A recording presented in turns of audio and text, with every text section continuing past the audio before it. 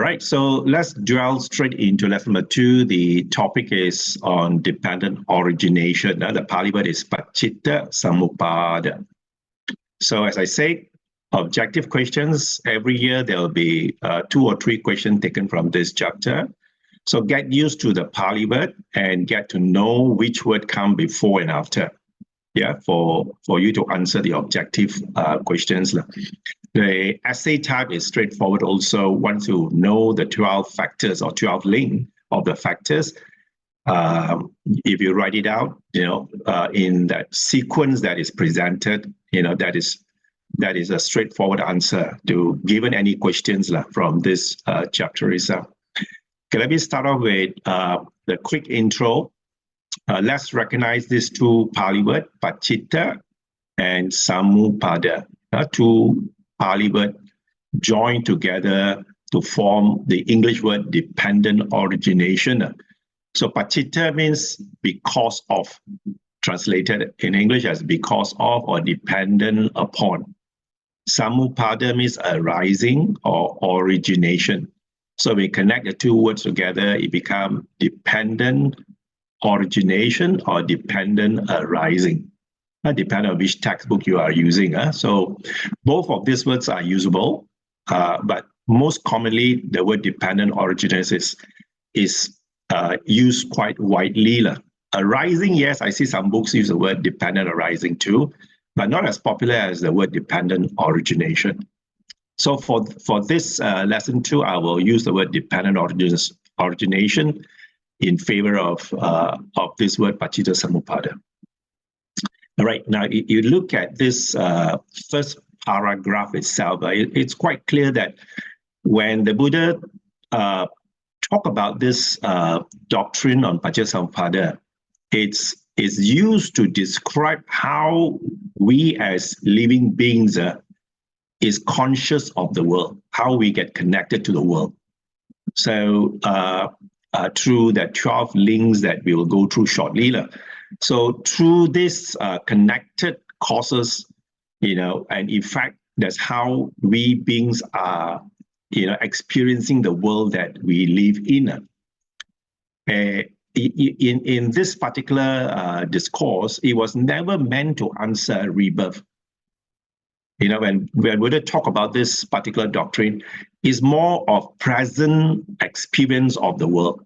It was never used to explain rebirth. But later books, they try to use Pacitta Samuppada to explain how rebirth came about. How one being is, after dying or after passing away, is reborn as another being, in the same world or in a different plane. There are 31 planes of existence. So they use this particular formula to explain how a new birth takes place. But as I want to emphasize again, when Buddha talk about Pacitta Samuppada, it's merely describing our present experience of the world. It was never used to explain rebirth cycle. Yeah, but I also realized that in this particular MBE class, there are exam questions that links to rebirth. So there are a few words that we have to know just to answer the exam question. But technically, this particular doctrine is to explain the experience of a being of the present contact. Yeah, right now, how do I experience the world? Is used to explain through this 12 link itself. So the other point to remember is that these 12 factors or the 12 link factors is a causal relation. So when a condition is present, then the next thing arises. So it's all about cause and conditions. Cause and condition leading to something to happen. So without cause, nothing comes into being. So that is how this teaching is all about. Yeah, without a cause, there must be a cause. Without a cause, nothing comes into being. Okay. So the next point to look out is that this particular Samuppada, Pacitta Samuppada, explain the experience of someone in this present life not limited. You can see these are all from later teaching, later writing. They talk about, it's not only in this present life. And no doubt we understand there is rebirth, but this is not used to explain. But because of the nature of the course, we need to answer some part of the question. We also uses, some segment of the writing to say that this is not limited to the present lifespan, but also into future lifespan. So I'll explain to you using one short line to describe how the past is brought to the present and how the present is brought to the future. So for us to stop the continuity of this life experience, we have to terminate the cause. Here we are terminate the cause. Once you can terminate the cause, then the effect will not happen at all. Okay, so these 12 factors that are listed down here are what we call principal causes. Yeah, they are principal cause. But for something to happen, there are many other contributing causes or other contributing factors. So, but looking at Paccittisamuppada, this word that you are seeing right now, later on in the text, they are all the principal cause, the main cause. It will be investigated in this. So the emergence of anything should be understood as the product of different causes, not due to a single cause. Yeah, so this is the principal one. There are many other things that influences something to happen. Okay, so with that short intro, we are now going down to looking at the formula of Paccittisamuppada, dependent origination. There are two formulas that you have to be familiar. What is called the forward sequence, or sometimes referred as principle of emergence, how things arises. So Pali word is anuloma, how things arises. So when this emerges also. So you can see the second type of formula is called principle of cessation. Yeah, when this ceases, that also ceases. So it's a reverse sequence of the emergent sequencing. The Pali word is called Pattiloma. So when this ceases, this ceases. So if you happen to look at the Nidana Samyutta, all the section under 12, Nidana Samyutta is found in chapter 12 of Samyutta Nikaya. Yeah, you see 12.3. There are many 12.1, 12.2, 12.3, and many small discourses given by Buddha, which are all linked to Paccittisamuppada, which is classified together under the category called Nidana. So he says that the forward sequence is the wrong way, because the forward sequence describes the rising of things. So our practice should be doing the reverse one, the reverse sequence. So the right way is the reverse sequence, because for our liberation, we have to cease the rising. Cease the condition from arising. When the condition ceases to arise, the effect to that condition doesn't arise at all. So we are more interested with the cessation, not the emergence. Okay, let's look at the 12 factors in terms of emergence, and then we look at the cessation a short while. So you have to be familiar with this Pali word, because the objective question uses Pali word for you to guess what causes this to arise or that to arise. So the first from the top is Abhija Pachaya Sankhara. So Abhija Pachaya Sankhara. Then Sankhara Pachaya Vijnana. Vijnana Pachaya Namarupa. Namarupa Pachaya Salayatana. And all the way down to you have Bhava Pachaya Jati. Jati Pachaya Jara Marana. I think Jati is a word that we have used also in our lesson number 1. Jati is the source of dukkha, right? We have seen the first noble truth of the four noble truths. The Buddha have described the different types of dukkha or unpleasantness or suffering, and he has described the physical and the mental suffering that one goes through. So jati is listed there. Jati, you should know, it's birth. So we have bhava, pachaya jati, and then jati, because of birth, then becomes jara, marana. Then you have all this death and unpleasantness coming in. For those who are familiar with this chant, Abhija, Pachaya, Sankara, Sankara, Pachaya, Vijnana, which is also a common chant. Some of them chant this 12 links also. You can see the last word here is also chanted in our chanting classes. Ewa metasa kevalasa dukkha kandasa samudayo hoti. So this is in translation in English. This is what you will get. So avijja in English means ignorance. Ignorance simply means not knowing, not you do not know, or we call this avijja. Sometimes avijja can also be taken as knowing wrongly. Avijja could also be ignorance, could also mean you do not know or you know things wrongly.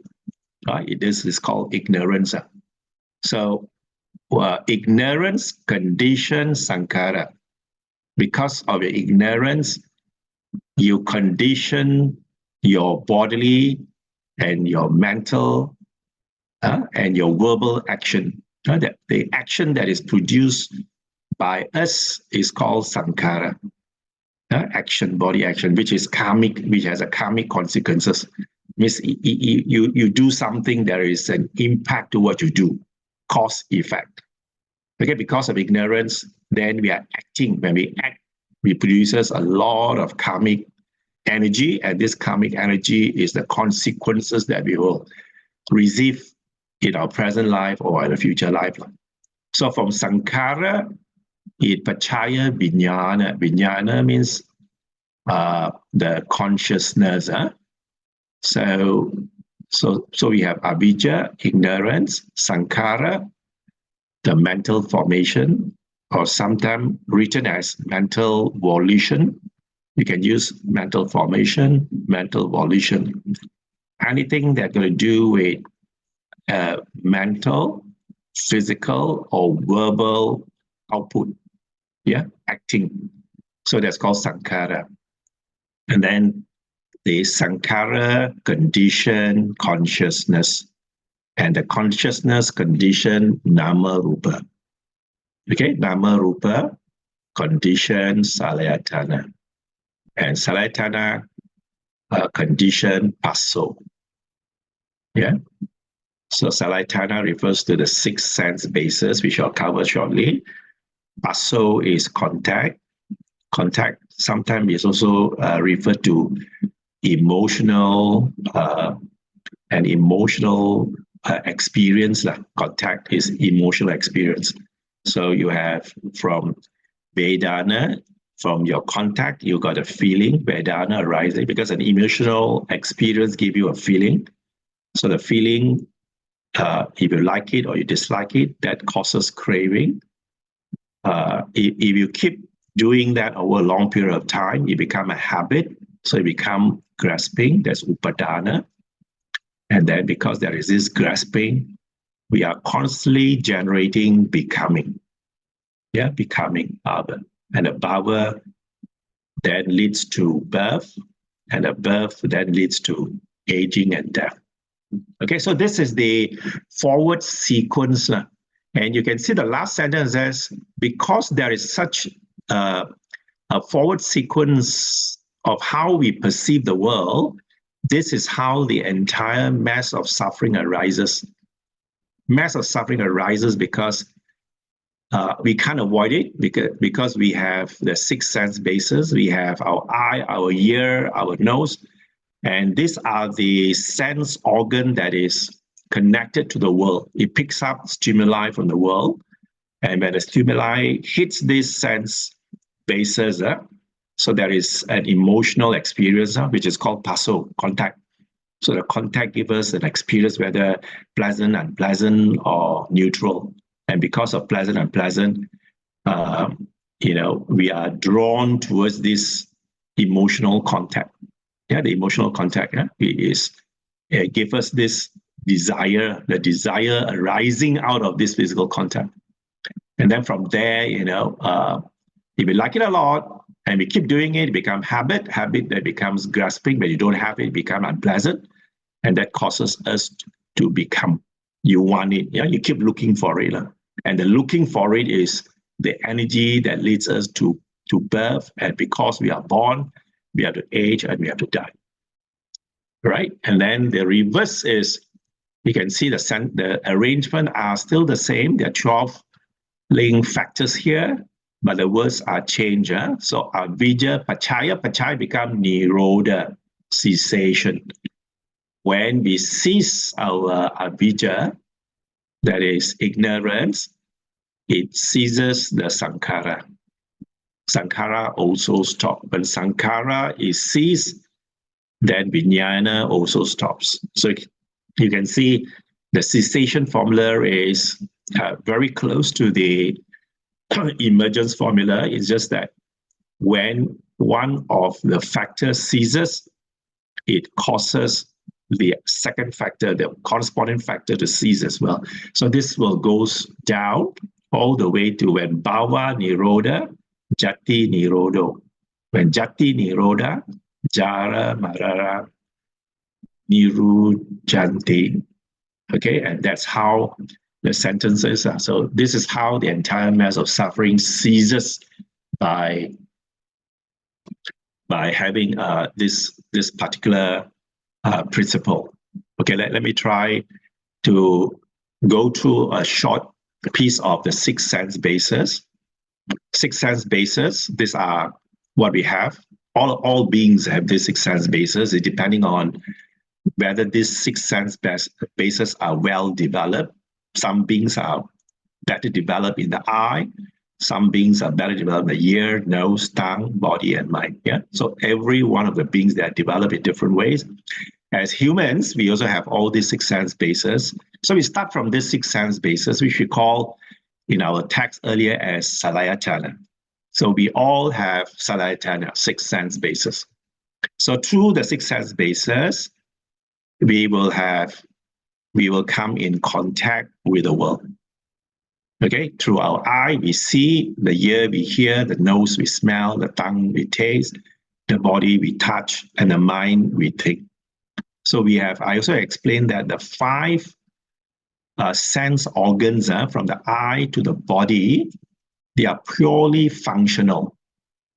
Okay, they are purely functional in the sense that they only do the tasks that the particular organ can perform. Eye only see. Very beautiful. The eye only can see. The eye cannot hear. The ear only can hear. The ear cannot see or smell. So each of these sense bases only is there to perform a specific task. Okay, just picking up signals from the world, and whatever they pick up in its sense is pure. The eye see is just seeing, is pure. So when this seeing happens and it mixes with the mind, that's where the problem starts to begin. The mind is the culprit. The mind is the one that causes the other 5 senses. We think the other 5 senses is the reason why we are corrupted. No, the answer is no. The 5 sense bases doesn't corrupt us. The mind is the one that picking up the signal from the world that it interprets on its own. So it depends on how our mind is developed. If you have a pure mind, whatever you see is pure, is clean, is good. If you got a dirty mind, whatever we see, we hear, we smell, the mind will pick it up as dirty, impure.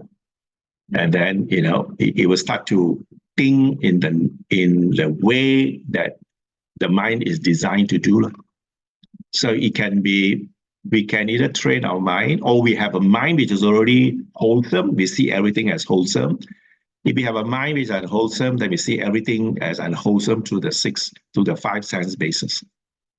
So that there is a possibility to train the mind. Yeah, we can put some time to read calibrate the mind, train the mind to see things in a wholesome way, so that when the eyes, the ear, the nose, the tongue, and the body is in contact with the world, we are picking up good signals. We are seeing everything as pure and wholesome. So the contact is purely an experience, is purely emotional experience. So the contact gives us emotional experience, and that experience itself is nothing. It's just the mind that produces the outcome. And from here, feeling arises, okay? And then for the feeling, then based on the 12 link factors, craving arises. So it can be positive or negative craving. And from there, we will then have upadana. The more you do it, it becomes habitual, then it becomes attachment. When I say attachment here, it refers to so strong that when you don't get it, you become unpleasant. Yeah. So I think some of us do experience the kind of emotional situation where you don't get what you want or what you expect to receive. You become very unpleasant, or you hear some words which is unpleasant to you. You become, your body just senses that you are just unpleasant. Your mind knows that this is something that is not what I want, and therefore I become very, very unpleasant. Okay, and then this is a self-reflection exercise, which I hope you all can got time also do the self-reflection, because the Buddha went through this self-reflection in his search for the truth. So he started with, we all age, we are going to die. We all will die. And then he said, what condition aging and death? So you can see the Buddha went through this process of reflection. He says, aging and death is conditioned by birth. If I am born, I will age and die. So you can see the link between the birth, aging, and death. Okay, then what condition birth? So what is that, the condition birth? So this is a bit tricky, because without the Buddha, we will not know that there is something called becoming, the bhava. So this is a very subtle energy or desire that is in all of us, that we want something, and the wanting something not accomplished, it becomes energy that you will search for it in the future, or the existence, the becoming. And what condition this becoming? It says, oh, this is conditioned by clinging. Okay, the clinging to unsettling desire and unfinished work, or unfinished emotional connection. All these are clinging that we carry in our life. So, and they said, what condition is thing? So it is got to do with all these 6 sense bases. Yeah, eye, the ear, the nose, the tongue, the body. You can see the way the Buddha do kind of reflection in this 12 link factors. It goes. He started off with aging and death, which we all experience. We know there is such thing like that, and then we stop. You see, we don't ask further question. But I think we even ask the question, why there is aging and death. Because we are born. I mean, the moment we are born, we might just hang there, we cannot go beyond. That the rest of the link maybe is not very clear whether this is it or is it not. But since we have our great teacher who has discovered or rediscovered this formula, so we have this 12 link factors. We can actually go through it one by one and then reflect on it, and then internalize it so that it stays with us. So whenever there is a moment that our mind is unpleasant, we can then use this 12 link factors to investigate at which part of it, things has gone wrong in our own practice, right? So before I do that, I just want to go back and check on all of y'all. Okay, so we have done the 12 link, which is look quite straightforward. The first part of the lecture notes, is there any question before I go on to the detail? Good afternoon, Brother Lee. Yes. This Nama Rupang. So I saw Yes. the translation in one. They say that is my. Yeah. Yeah. The Nama Rupang. Yes. There's a slide coming up there, isn't it? Namarupa slide, right? Yeah. Yeah, but I think because we are not told the right thing, therefore we take this as mind, the body or the form and the mind, you know. Yeah. But you look at the Pali definition given by the Buddha, it's not the same. Yeah. So the 5 khandas and nama rupa is not the same. Okay. They are very close. You know, some components are there, but they're not the same. They're not equal, in other words. Okay. Yeah. Yeah, thank you. Yeah, so we'll come to that. When I come to that segment, I'll explain the nama rupa. But I think most of us who has been like generally reading books or didn't come across the specific sutta given by the Buddha, we think the nama rupa is also the 5 khandas, which is not very accurate. It's just not very, very accurate. That's all. Brother Lee, Yes. very often when I read, you have this what you call fixed basis. You have mind consciousness. Yes. Now, we have discussed this now. Ear, eye, and all this function as the organs supposed to function. That's all. They don't think, they don't interpret. The mind interpret. Yes. The mind interpret correctly, whether it is a strong smell, light smell, the eyes, something else, it will tell you a story.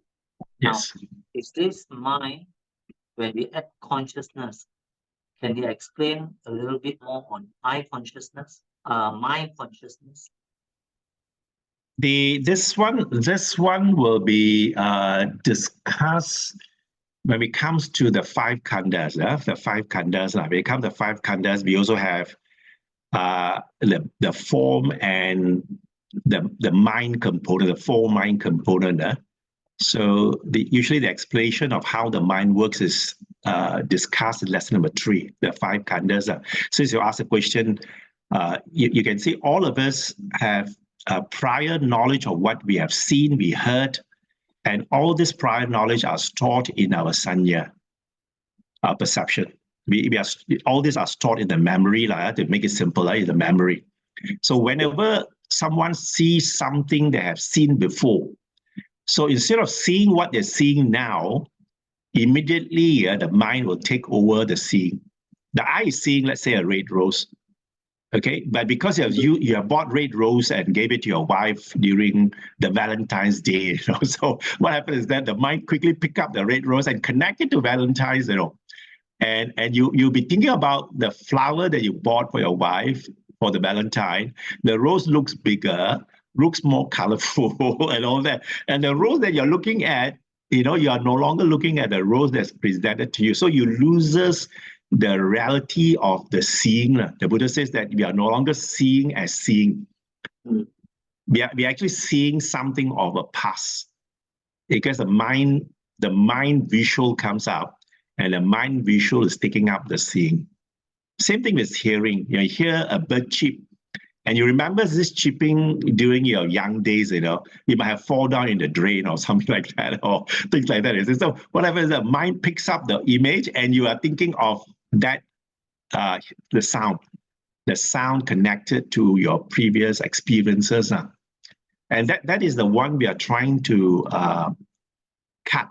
When the Buddha talk about see as seeing, is just to see as the seeing experience at the moment.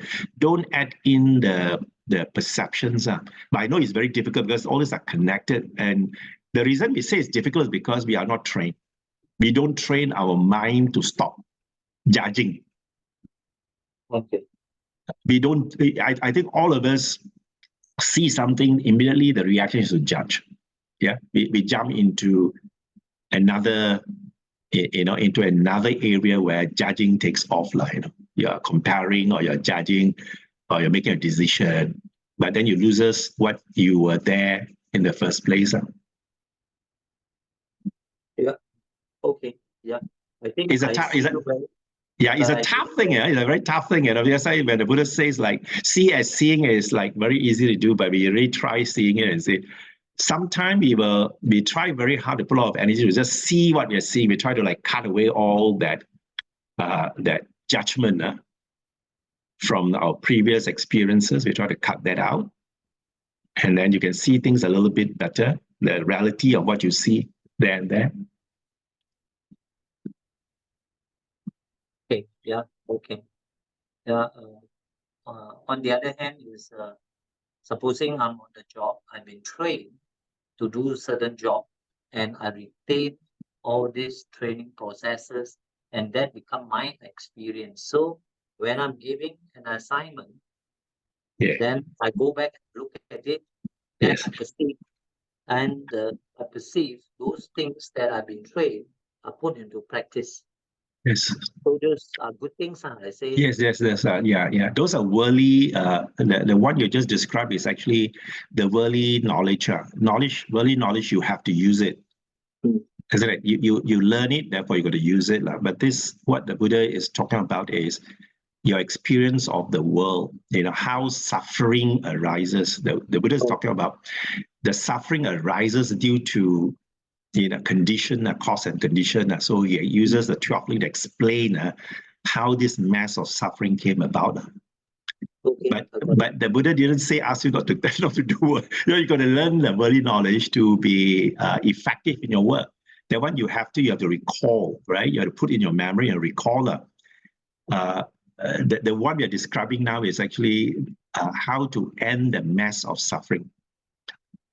The suffering, the unsatisfaction that arises. This is how the Buddha uses this 12 link to explain. Okay, understand. Yeah.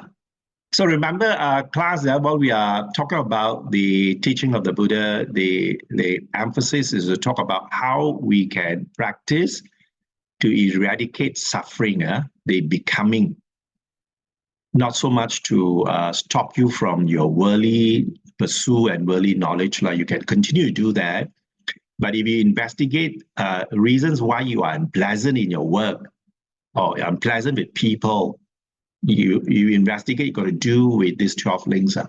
Unsatisfied arises because you couldn't get what you want. Okay. All right. If there's no question, then I'll just move on to cover the detail. All right. So we have covered here. All right. So now we start off with the last one, Jara Marana. Jara Marana. So the Buddha in Nidana chapter 12 have very clear description of each one of this that is presented in the 12 link factors. So let's look at aging. So you can see the way the Buddha described aging is quite interesting, isn't it? It's exactly what we are all looking at ourselves in the mirror. When we look at ourselves in the mirror, we know we are aging because that is growing old, and then we got brokenness of teeth, gray hair, wrinkle of face, and then we decline in vitality, got pain here, pain there. We all know that all the degeneration of faculties, our joints are painful and all that. So we know by this kind of description given by Buddha, we know this is aging.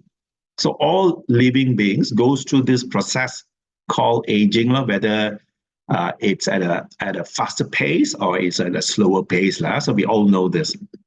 And then the Buddha also explained what is called passing away. All right, passing away. So when somebody passes away, it goes through this kind of process. Yeah.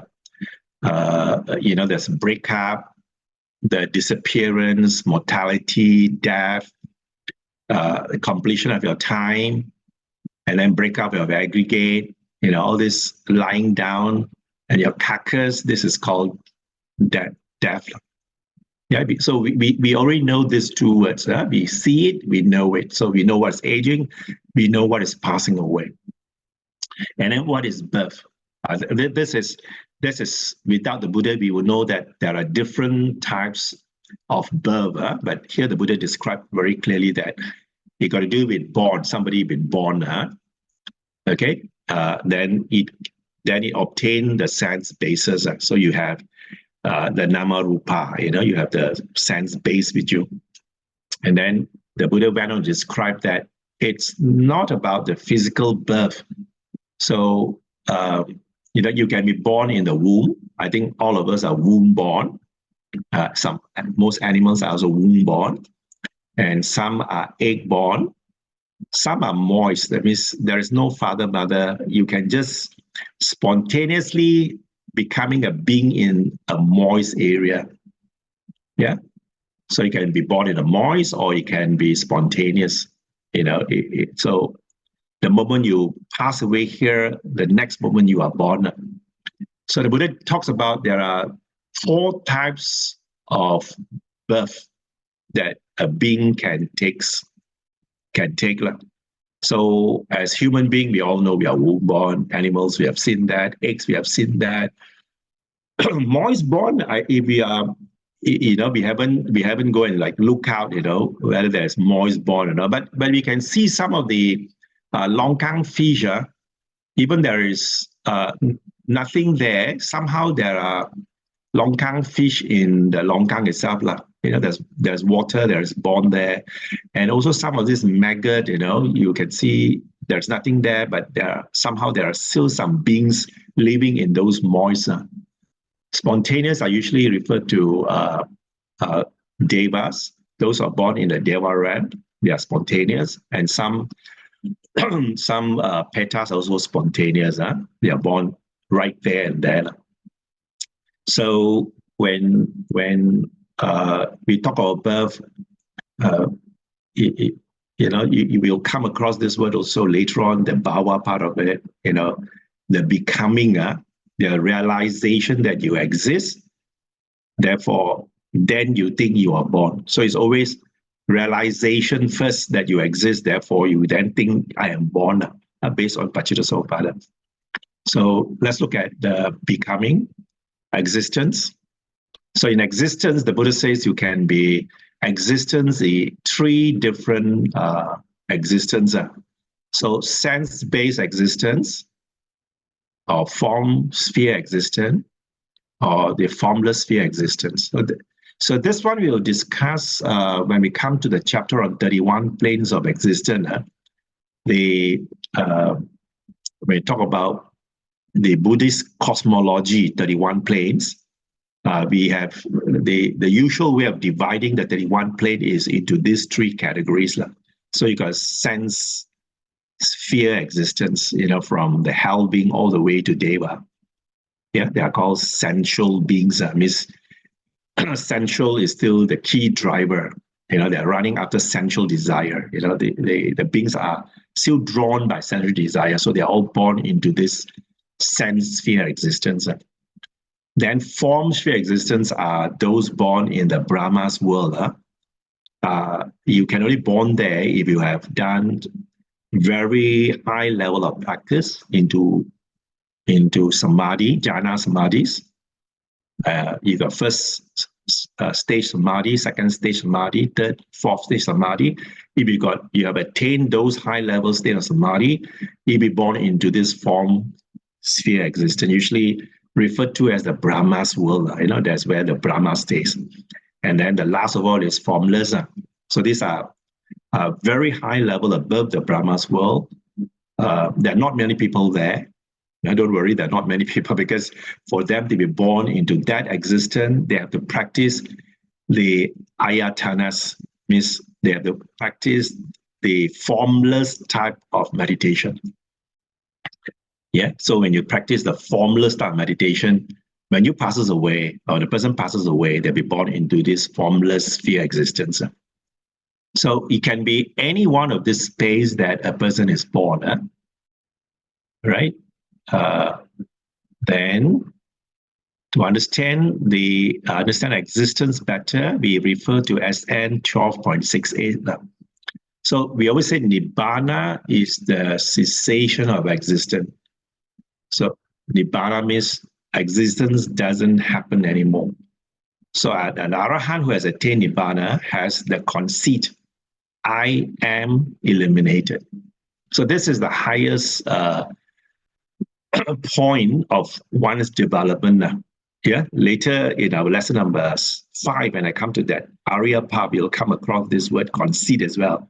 So for somebody to attain this high level, they have to break the last, the last defilement, the last defilement, which is called conceit, I am. So you can break the conceit, I am.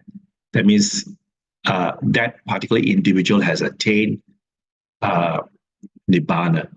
The cessation of existence is broken. So existence simply means the perception that I exist. So as long as you think you exist, therefore the conceit I am is there. We all have this conceit I am. When you look in the mirror, you think you are the person in the mirror.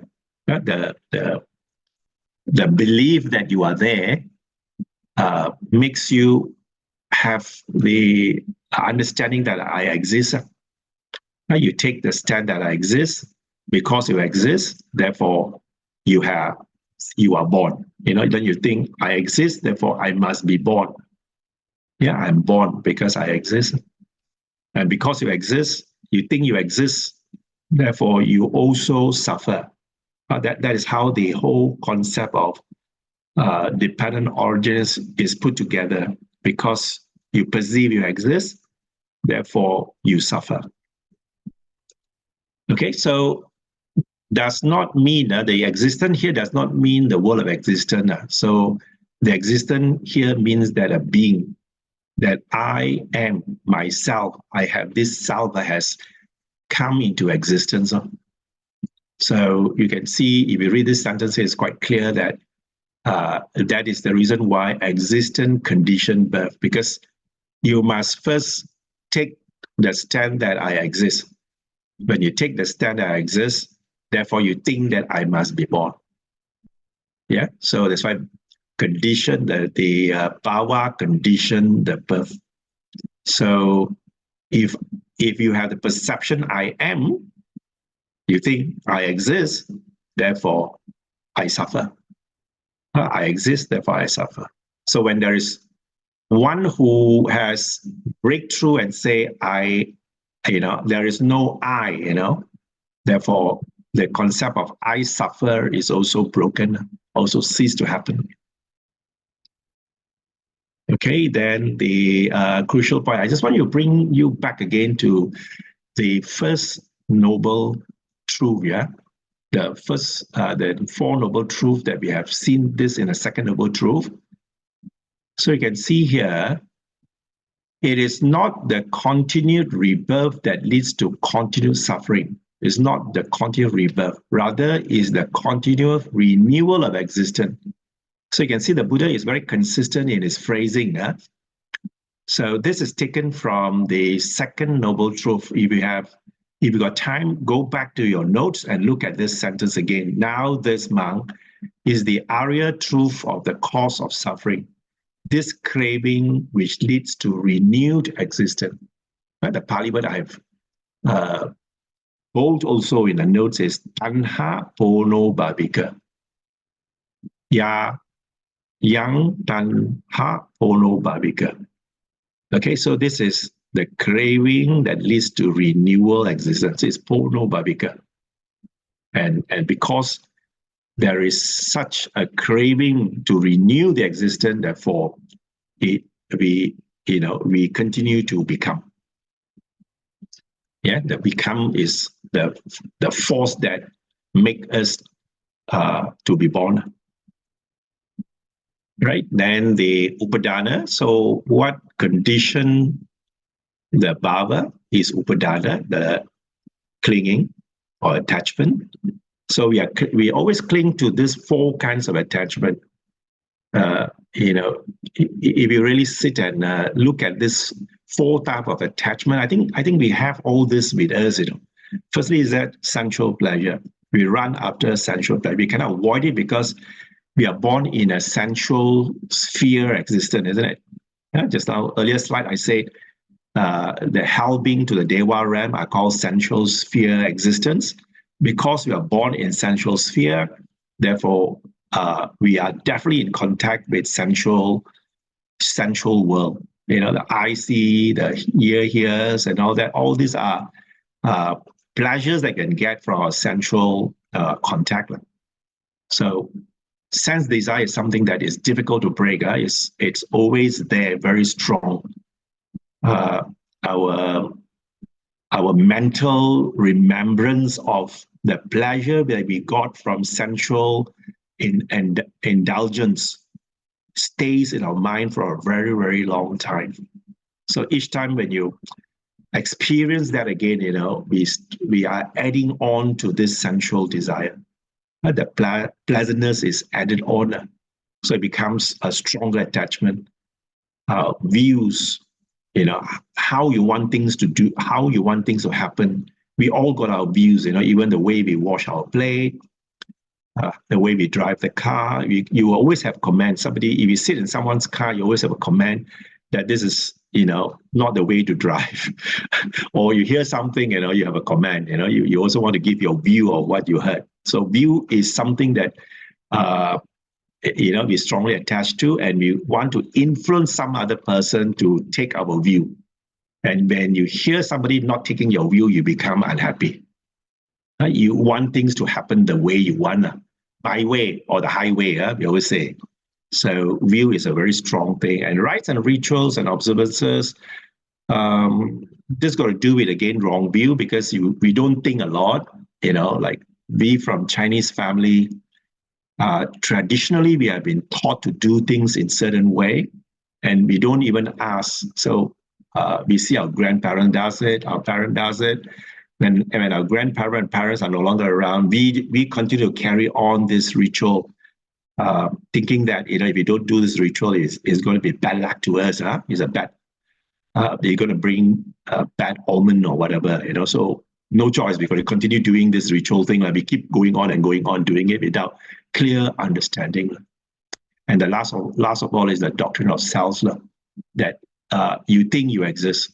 We are all currently living in the concept of I exist. We are using the concept of existence to describe the way we connect to the world. Everything you're going to do with me, mine, myself. This is mine. So we got very strongly linked to whatever that is in your name. You say, this is mine. I possess it. I want it this way. I want it, and I am not willing to let go. Even old stuff, even old toys, old books that you have used and you don't need it anymore. You might be keeping in a store for years and years, not in use at all, but you are still not willing to let it off, because all of us feel that when we let off something that we have been using for many, many years, we are also giving up some part of us. We are not willing to give up some part of us, that the strong attachment to the self. Even things also become us. We are not willing to let go the thing, knowing that thing is not us, is not in our physical body. Yet we cannot let go, because we have somewhat taken all these things to be mine. I am the thing, I am that.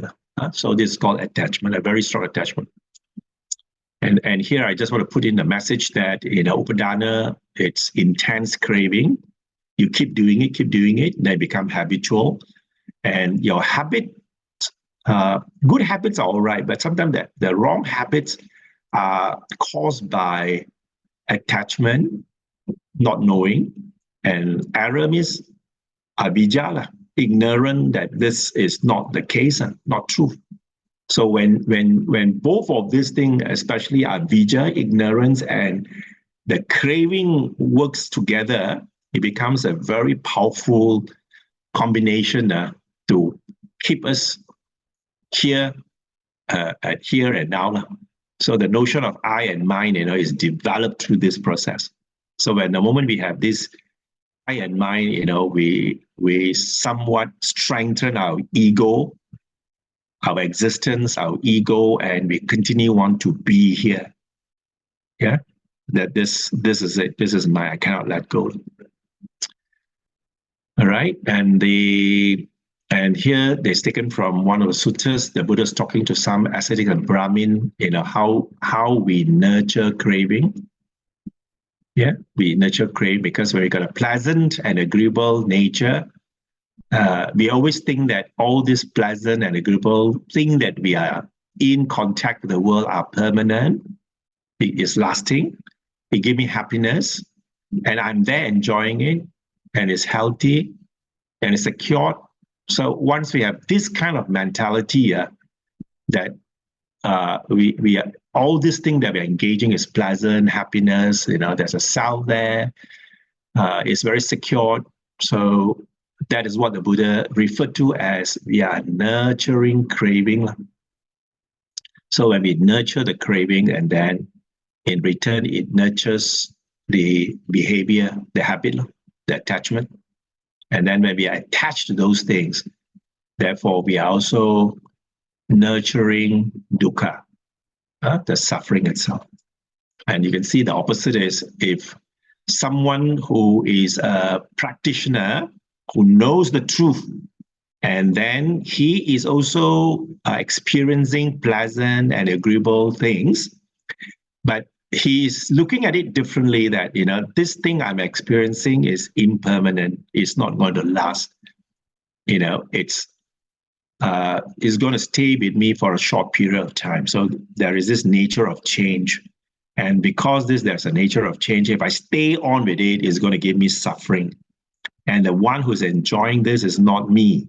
I am actually not there, And then all this thing that I'm experiencing is a disease, and it should give me fear.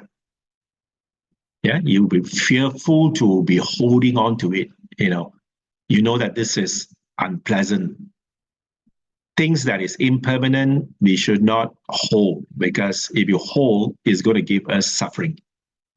So we must have this fear of holding it.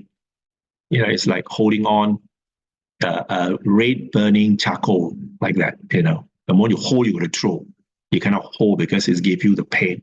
So when we start practicing that way, we are abandoning craving, and we abandon craving, slowly it will also abandon the habit, and then we pick up new habit of seeing things in its proper nature.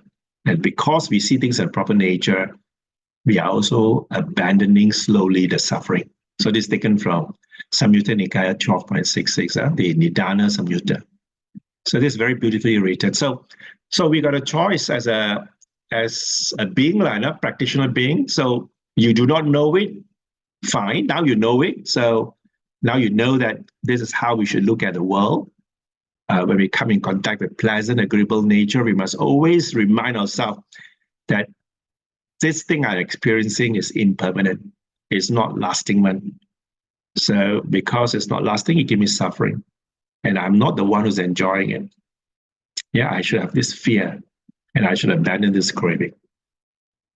Okay, so that's how the Buddha described that the attachment craving can be overcome.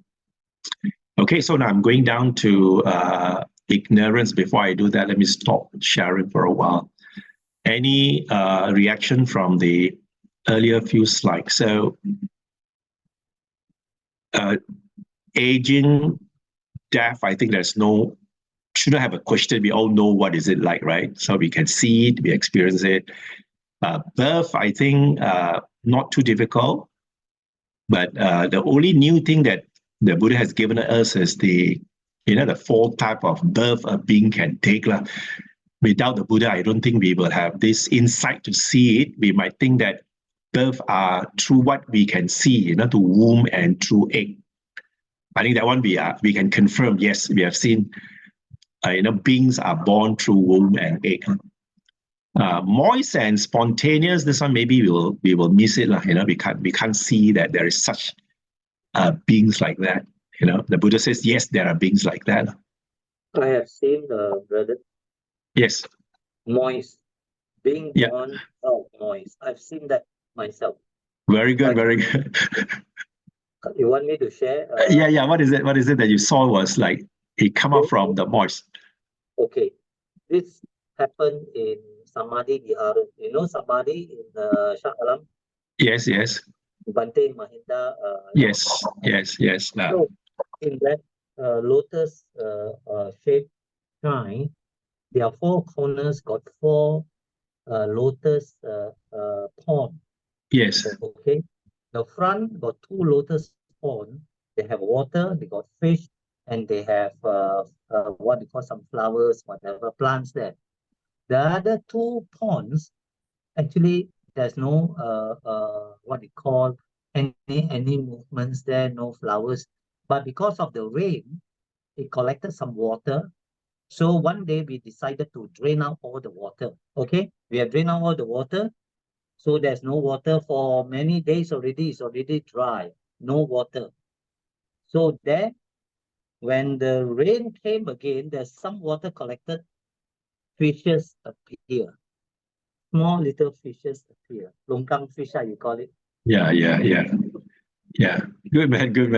I suspect longkang fish is moist because I also see some longkang dry up, and the next season when it rains, somehow tiny fishes seems to be living there. I don't know where they come from. It could be from the eggs, and I'm not sure whether there are some eggs which can live in dry season. I'm not sure. So I suspect it could be moist type, moist beings. These are the moist type. Spontaneous one, unless we see one birth like that. These are devas and some hungry ghost beings. They are spontaneously born. In the sutta, there are many writings on even those who have a determination to be born as cloud devas. They are born there. Yeah, they become spontaneously born as cloud devas. So fantastic. These are what we see. Now then following with that, then Bhawa is the one that I want you all to spend a bit of time looking at it, because Bhawa breaks the whole, because we think birth, therefore there is existence. Mm-hmm. Okay. Yeah. But this is, is becoming is the reason you exist. So you do not, because of becoming only now you know that because I am here, therefore you think I was born. So this is a little bit tricky. So I think that one, I think we should give it credit to the Buddha for seeing it that way, because if not, we thought, we are just taking as birth is birth, but you can even break it down into the Pono Bhavika. I think very important is that in the second noble truth, the Buddha has been consistent in telling the Pono Bhavika, Tanha Pono Bhavika. Yeah, craving leads to becoming. And the becoming is when you know that I exist, therefore you think I was born. Okay, so the rest of it, I think, is quite straightforward. Not too difficult, isn't it? The rest of the links are there. Okay, let me see. There is one. After rain, insects appear, which like and seek out light or brightness. It has short lifespan. So this is JH. JH, you want to say something on this? Your comment on this? So you suspect these are not moist born. These are some small insects that gather there and lay eggs, and then they hatch into some kind of small insects. No, I think, you see, normally we don't have these insects around in normal days. But once after a rain, yeah, like insects used to appear and in numerous quantities. So I suspect this could be also moisture born, actually. Yep. Rather than the egg born, because out of nowhere, even on the ground, suddenly it just appear. Yeah. Good observation. Yeah. Always light bright. I mean, if you on your light, it will cluster around the light.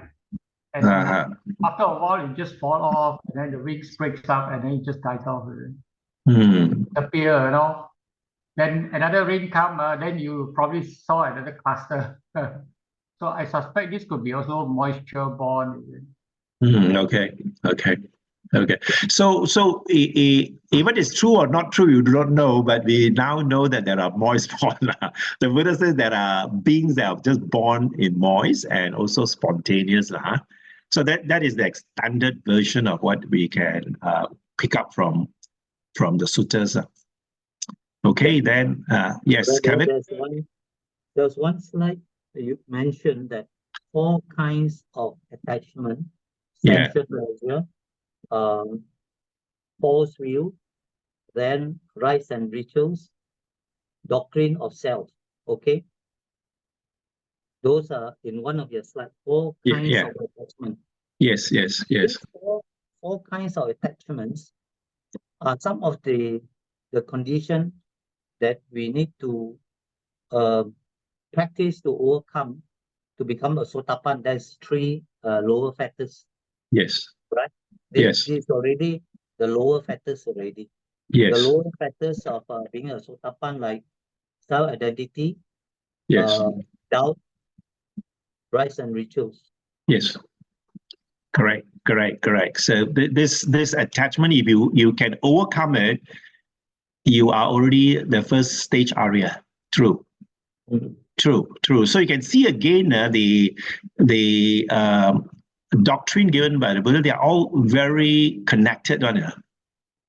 He just doesn't utter it like that, leave it like that, And then later part, somewhere else, he'll talk about how you become the first stage Arya. It's actually knocking away that the 4 attachment that was listed down there, the self-doctrine, So you can see they are all interlinked. So when you look at Sutta study in that way, you can see all the pieces come in nicely, but it all got to do with the 4 noble truths. And from there, it's all expanded outwards. Yeah, expanded. I was explain things in in a bit more detail, because we are not wise people, we are not Kondanya. Listening one time with a part liao, so you need to listen to it many rounds for us to appreciate and understand.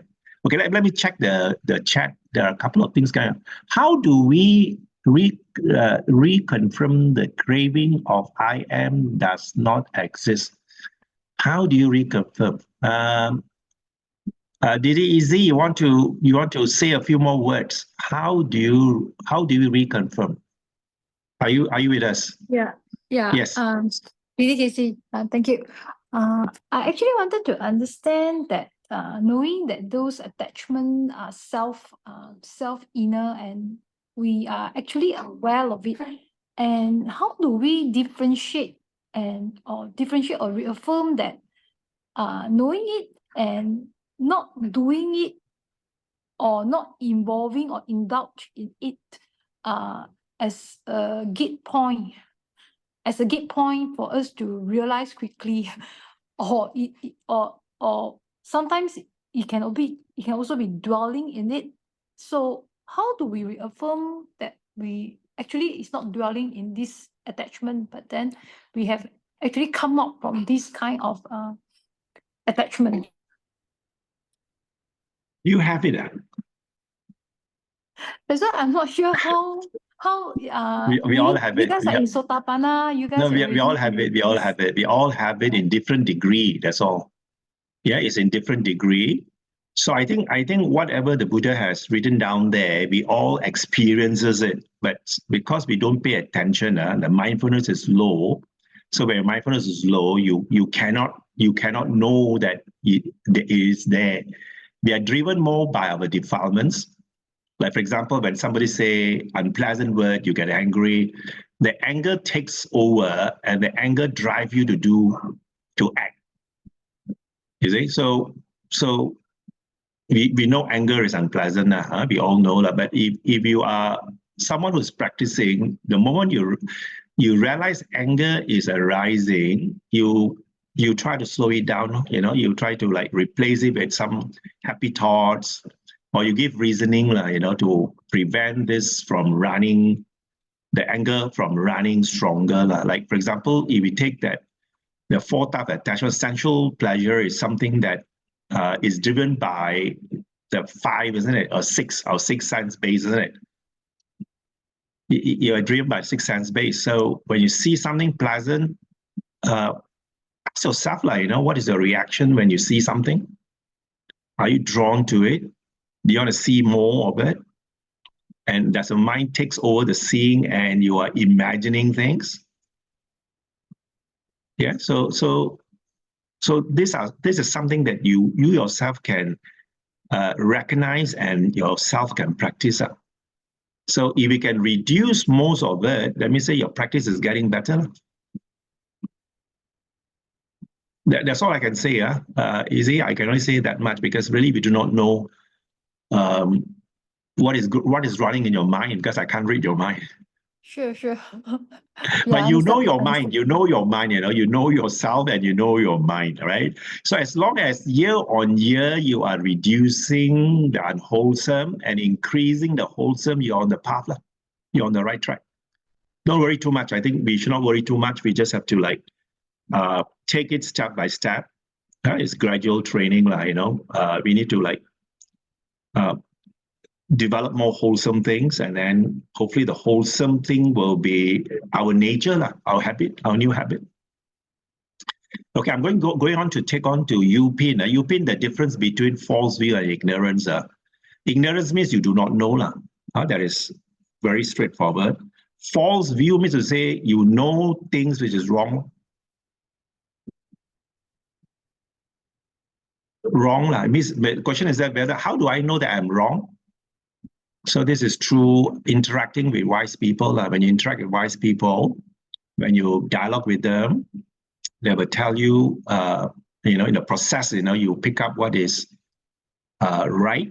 So you straighten your false view. You straighten the false view. There's no fast formula, but it's a gradual practice.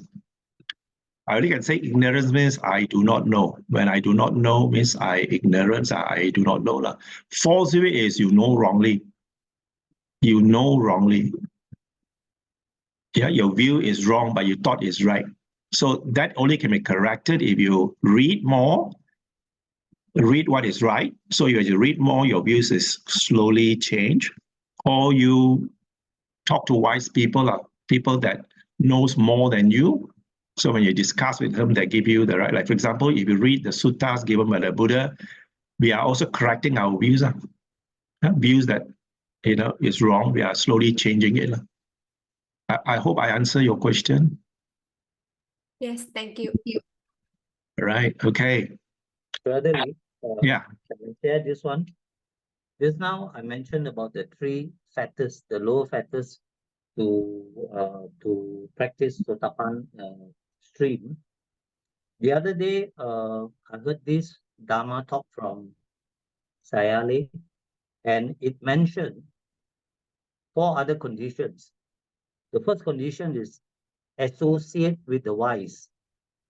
You learn from the wise. You associate with the wise. And think this one comes from Mangala Sutta. The other one, second condition is listen to Dharma from the wise. Again, you have to find who is the wise person you listen to, the Dharma. The third one is very important, is understand Tilakkhana, Anicca, Dukkha, and Anatta. This will help you to overcome a lot of suffering because of this Tilakkhana. And the last is practice Dhamma according to true Dhamma. Okay. So the third one was not very correct, Brother Kevin. That one is not very correct. So the first is correct, that we have to associate with the wise. So when you associate with the wise, you'll be hearing the word of the advisor.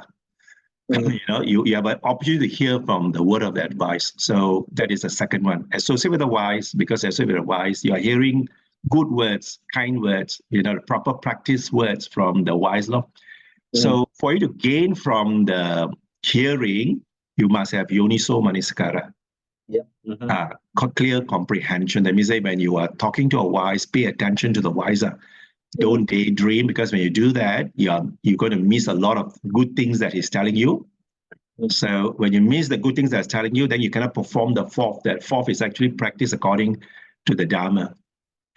So you got to practice according to the Dharma. So when you start the first, I think the next 3 is yourself already. A lot got to do with yourself.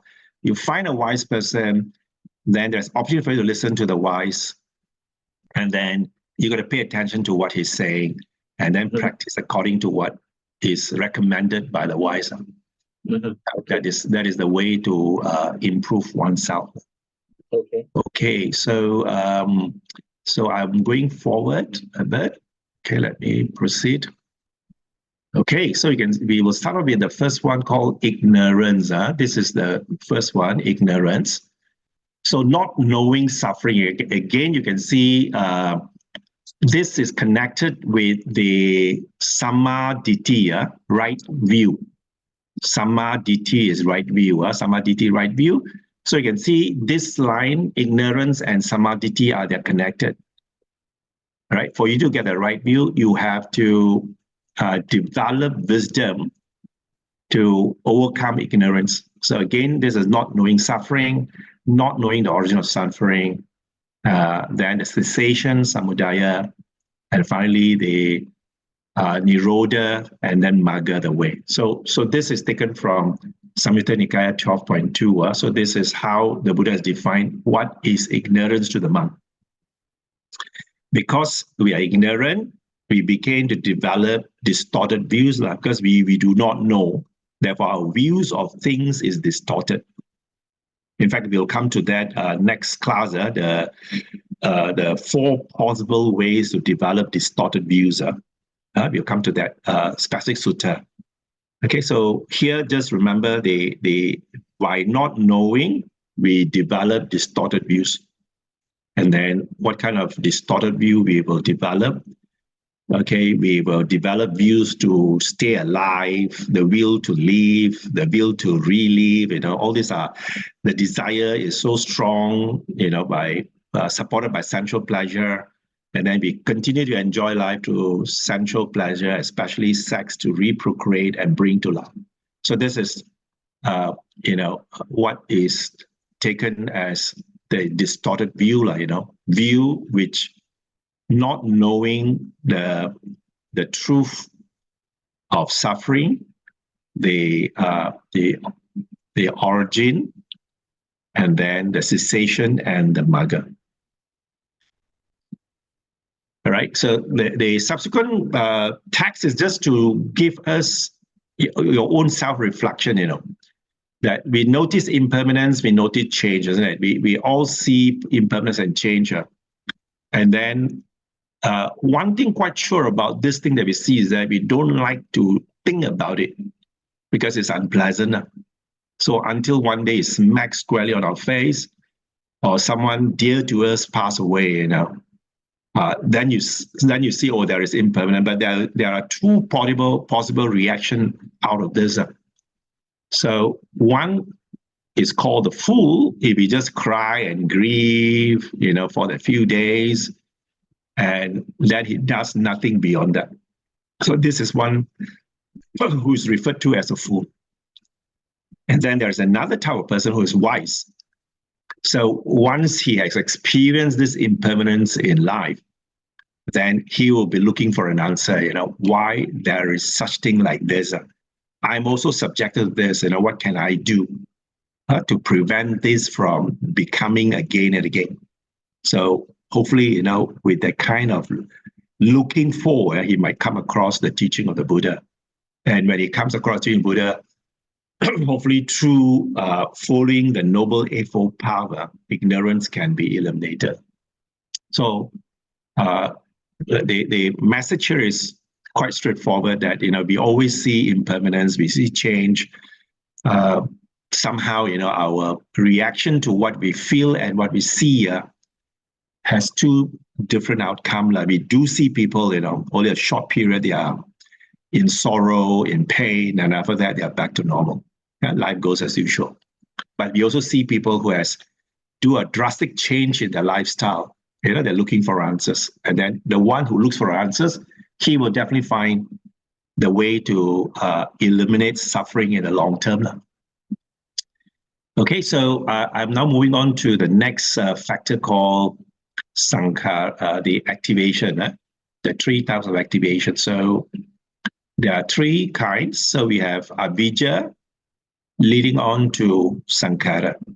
So there are 3 types of activation. There are body activation, speech activation, and mind activation. So Pali word is kaya sankhara. Kaya means body. Vachi or vacha is speech. Mind, in this translation is called Chitta Sankhara, called activation. There is an activation of something due to ignorance. It can be body, it can be speech, or it can be the mind. And then this particular topic, this particular word sankhara is very widely used in all the suttas. And because the word sankhara is not well understood by many translators, when they translate the word sankhara, we are also caught into the problem, because when a translation is poor, we might pick and read something which is not accurate. So here you can see there are two different usage of this word sankhara. And when the sankhara is used in karma and in Paccittassamuppada, you can see the word in the Pali text is quite distinctly different. Okay, so you can see in karma, we also have kaya sankhara, exactly the same as used in Paccittassamuppada. And then you have vachi sankhara, again, similar to the one used here. When it comes to the mind part, the translation used sometimes is sankhara, where we got it wrong. Or sometimes we can say mind activation, got it wrong. But here you can see the word used is mano sankhara. So the mind consists of, usually we say in Buddhist text, there are three parts of its function. The mind has three functions. One is the thinking function, which in Pali is called mano. And then you got an emotional function called the chitta. And then the perception is called the sanya. The perception. So you got this. Let me repeat again. So you got this chitta, which is the emotional, mano, the thinking. And when it comes to the other part, it's the vijnana, called consciousness. That's the other part of the mind. So you got chitta, mano, vijnana as the collection of description given in the Pali text. Three different Pali words to describe the three different usage of the mind. Chitta is emotional, mano is the thinking, and then consciousness is the vijnana, also a type of mind. Is also mind. So I think for your entry learning, you just remember mind is a very complex piece of complex subject to dwell in. So just have a gradual appreciation of the mind, that there are emotional part, there is thinking part, and there is the consciousness part of it. Okay, so I gave a little bit more writing here to give you something to chew on. So karma got to do with actional body, vacha, speech, and then the mind, the mano side, the thinking mind. So it produces meritorious and demeritorious action. It produces this kind of meritorious and demeritorious deeds. And then this one will lead us to happiness, suffering, or neutral, neither suffering nor happiness. Okay? And when you talk about the kind of the chitta sankhara in Paccittassamuppada is only limited to suffering only, because this particular doctrine is explained to the monks to describe to them how the mass of suffering arises. So the chitta sankhara is used in this context. Okay, so suffering got to do with Paccittassamuppada, got to do with aging and death. That is the round of rebirth, different from the suffering due to karma. Right? So Paccittassamuppada basically talk about aging and death really. So when it comes to karma is a little bit more complex, because where would you be born? Your continuation of rebirth is due to craving. That is already confirmed from our first lesson itself from the second noble truth. Continual becoming is due to craving. It's not because of karma. Karma only determines the quality of a life. Yeah. So your next birth, where would you be born? How would you look like? The quality of life, that will depend on your meritorious and demeritorious deed you have done in this life and in previous life. That is the collection of it. Okay, then consciousness, there are 6 consciousness because, as I explained, each of the sense organ has its own consciousness to perform its function. Okay, eye has consciousness, ear has its consciousness, nose has its consciousness, the body has consciousness, the mind has its consciousness. If there's no consciousness, then the eye will not able to see because one part of it is not functioning. Okay, so the paragraph I'm showing you right now, this is added here for you to answer the objective question. So this is a very popular exam question talking about relinking consciousness for a birth to begin. After someone died, for a birth to begin, the Abhidharma text talk about there is a relinking consciousness, or sometimes referred to as rebirth consciousness. Pati Sandhi Vijnana, which was also mentioned by Dr. Kwa in our previous class. In our previous engagement, he did talk about a bit of this.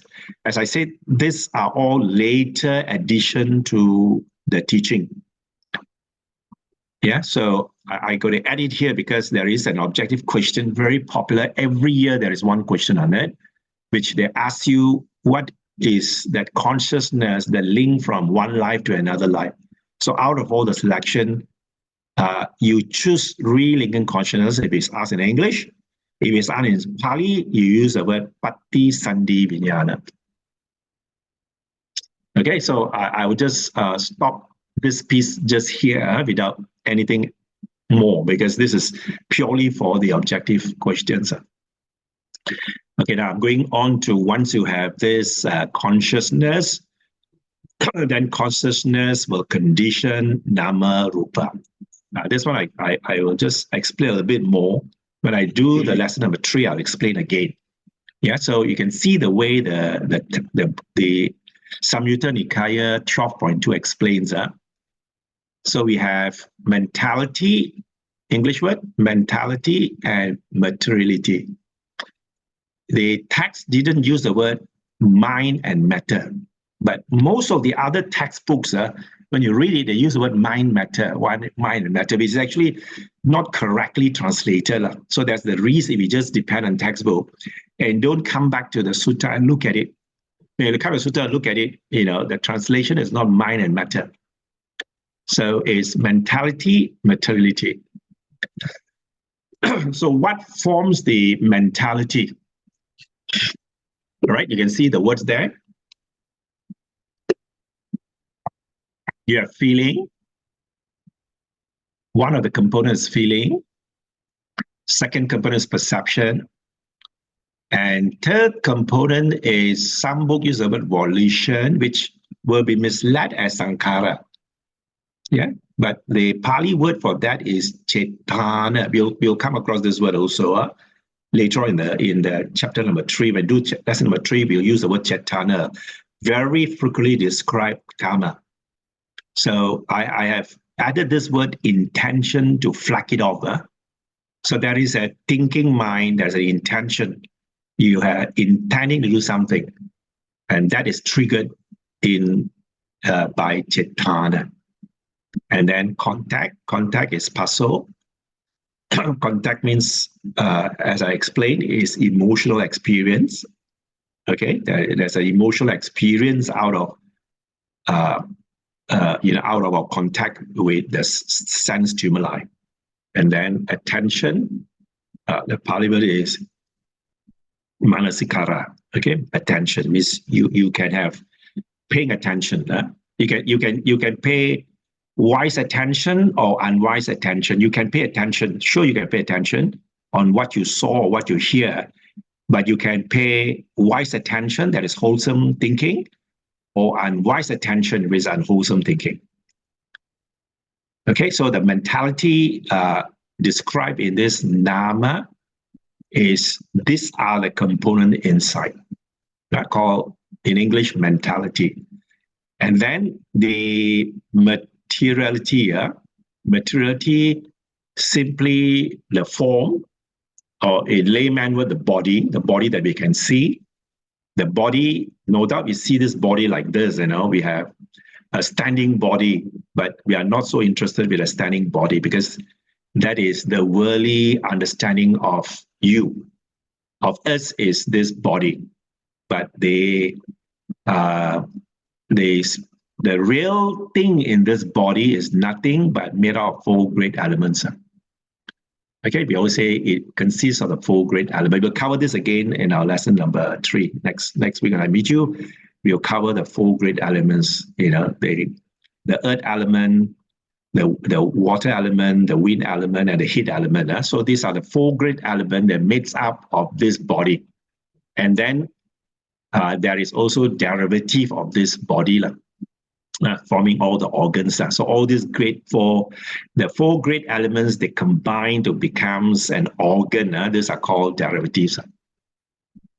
Okay, so this thing is what we call materiality.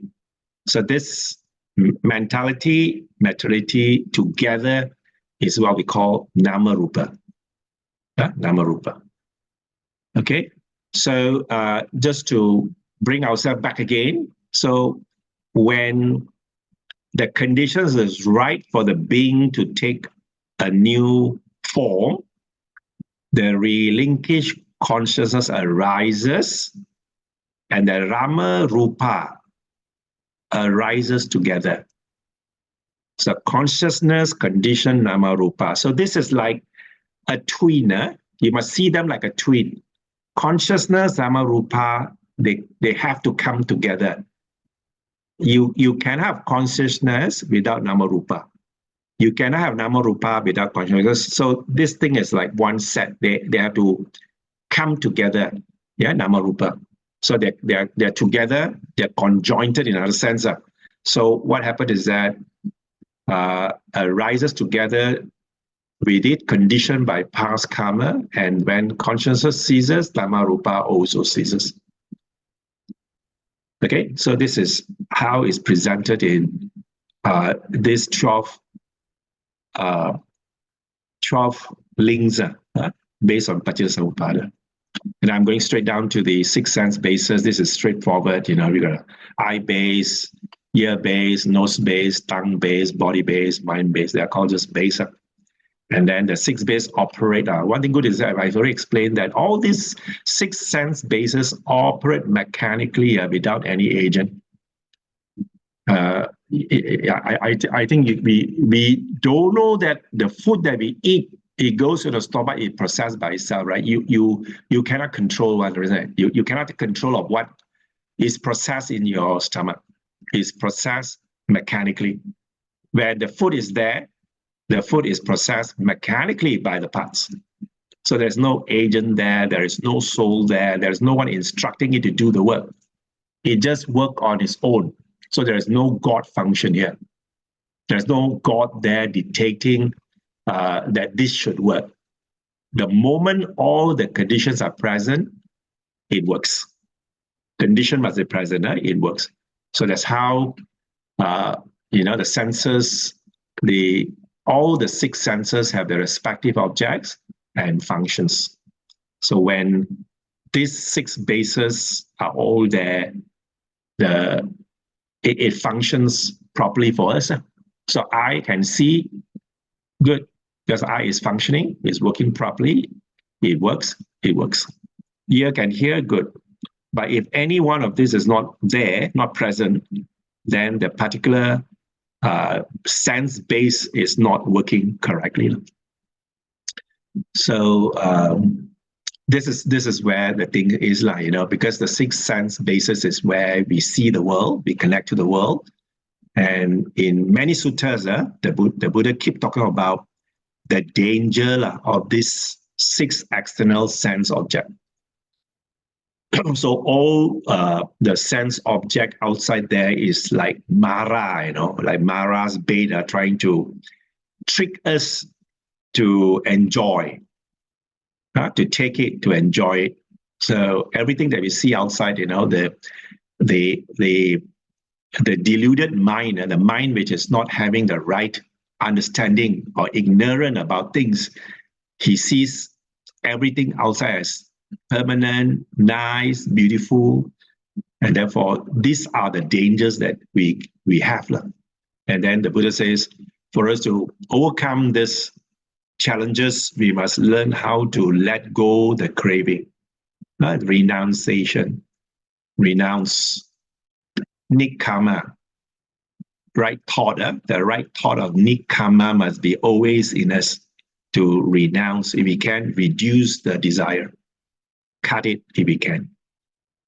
Okay, and finally comes to the contact. Contact is where the emotional experience happen. What does it mean? So it simply means that when you have a sense base, the eye, for example, an eye object, and the eye consciousness is working, it produces a sense contact. So you have a sense experience there. It's called paso. So paso simply means these three things coming together, they're all functioning correctly, there will be a sense experience. In Pali, it's called contact. Paso. Yeah, they say paso. There's a sense experience at the contact itself. So since contact gives rise to feeling, and we are advised to guard and restrain the doors of sense faculties. So how? Having seen a form with the eye, a monk does not grasp its sight and feature. This is the practice of the monk, because the monk has the Vinaya rule when they are required to go out to do Pindapata, to beg for food. The Vinaya rules already, train them to cast down, look downwards when they walk. Don't look around, pick up senses, and then be attracted by sounds and music. So they have to cast down. And when the people give food, into their bowl, they also don't look at what is given, so that the sense desire is not aroused by seeing. So you can see here, this is what the Buddha has come up with in the Vinaya rule for them to practice sense restraint. So do not grab the sign and features. So if you left your eye faculty unrestrained, looking around, evil, unwholesome states of covetousness and grief might invade him. So same goes with the ear and tongue. So I think some of these practices that is seen in the monk's life can also be brought to our layman's life. So I don't know whether you want to, you can try doing it from time to time and see, if you really pay mindfulness eating, the eating is very boring. Now, for those who have gone for retreats and all that, you're required to eat slowly and chew the food slowly without looking at it and enjoying the food. You find that the eating itself is very boring. Just chew and chew and chew, munching it and munching it.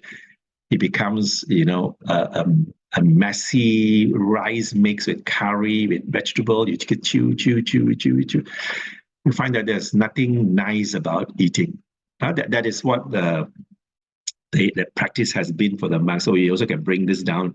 If you want to do some serious practice, that's how you can also do that.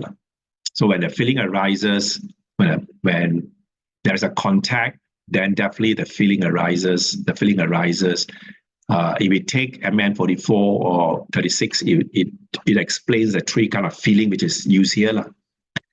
So your eye contact, you always generate some kind of feeling. The feeling can be classified into pleasant, painful, and neutral. Nothing more than that. So the Buddha has classified the feeling in a very simplistic formula. This is how it feels like. And then, the sutta went on to talk a little bit about pleasant feeling means that is this tendency of lust, the desire, wanting this. So pleasant feeling usually generate a tendency of desire, the lasting that you want to enjoy. And then when there's aversion feeling, is usually relate to painful that you do not like it, you want to push it away. So either you want more for pleasant feeling or you push away for unpleasant feeling. And then when you're not sure whether it's pleasant or unpleasant, actually this is, the tendency of ignorance, not sure. Not sure is taking off in your mind. Okay, then the 6 sense bases, there are sense craving there. Again, these words are taken from the second noble truth, which is craving for sensual desire, kamatanha, craving for existence, bhavatanha, and then craving for non-existence, vibhavatanha. So again, this is linked back to the second noble truth. Okay, then you have this one. Basically, I wrote here is just to describe how come, even though we face suffering in life, yet we don't seem to want to let go and look for the real solution. So here I'm trying to put my mind in it and say, you got to do with enjoyment. So when there's unpleasant feeling arises, usually those who are not trained in Dharma, they will go and do something to bring happiness again. So when they look for enjoyment to bring. So some of them will bring their sorrow to the pub, thinking that the pub is the place that will bring them happiness. So they go and drink, they smoke, they take drugs, womanizing. Those are the things they might finally end up with. But again, we know those kind of enjoyment are short-lived again. So when you drink a lot, you're drunken, and when that thing loses off, when you get back your real self, suffering is still there. It doesn't go away. Maybe at that moment when you are, not sober, you have forgotten your problem, but the problem is really still there. It's just that, your mind is numb with the problem. You cannot think about it. So it got temporarily been replaced by a numb mind. Therefore, you thought, my sorrow or my pain has gone. When you're awoken from that, the pain is still there. So when we are faced with painful feeling, being seeks delight in sensual pleasure as a way to escape from painful feeling, as they know other way, they know no other way. I think I agree with this. We do not know there is other way to be happy. I think one of the greatest happiness that you can get without paying a single cent is to meditate. Meditate is the only activity that you don't have to pay a single cent. You can generate happiness on its own. You don't have to have drugs or food or music. You don't have to have an external stimuli to give you the happiness. The meditation itself is lasting happiness because the happiness comes from inside. You found it inside you, in your heart. So that is the lasting happiness the Buddha is talking about. Okay, I think this one you can read on your order, just to talk about the, seeing the danger, which will also cover this when we come to lesson number 5, the Arya way, how we're going to let go this concept called ego, I, wrongly taken to be me and mine and myself. Yeah, you all know that. So craving for form, craving. This one we will also do in lesson number 3 a little bit. So craving for form, craving for sound, craving for smell, craving, all about craving.